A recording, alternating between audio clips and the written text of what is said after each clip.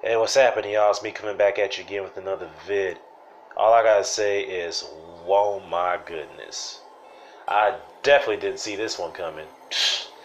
Roman Chocolatito Gonzalez gets pummeled. I mean, pummeled, destroyed by Sir Rungvisai in the third round, or actually the fourth round.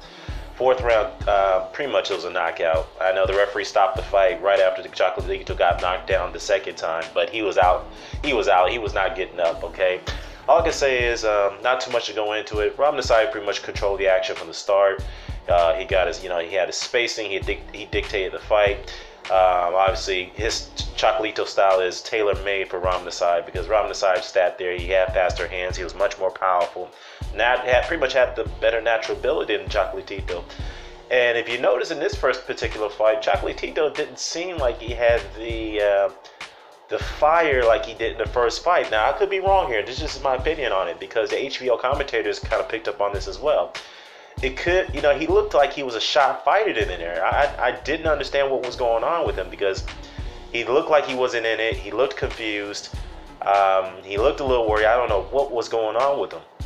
I mean, Rungvisai was really loading up on shots like that. He was knocking Chocolatito off balance.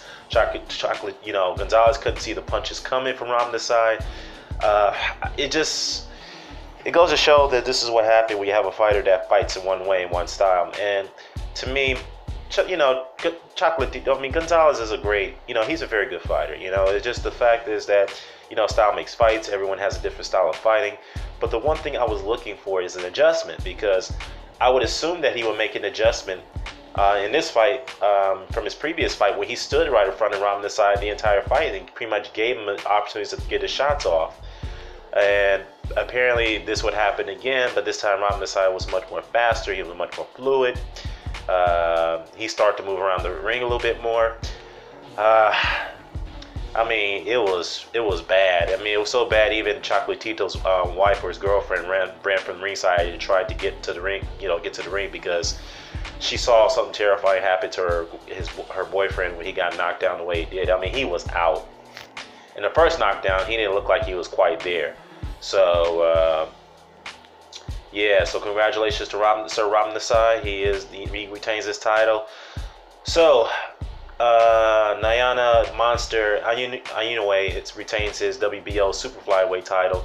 The Monster, I mean, he pulverized Antonio Naves into the fifth round to submission. I mean, really got pummeled. And I always said this to everyone: if Chocolatito Gonzalez and Nyana Inoue ever had met, I told people the Monster Inoue would have probably creamed him. Probably a lot worse than Rungvisai has done. Of course, styles make fights, but if you look at the stylistic matchup between the two, Inoue is much more bigger. He's much more powerful. He's much more devastating fighter than Rungvisai. So Rungvisai definitely is going to be. He's in the mix now. How do you see him going up against Inoue?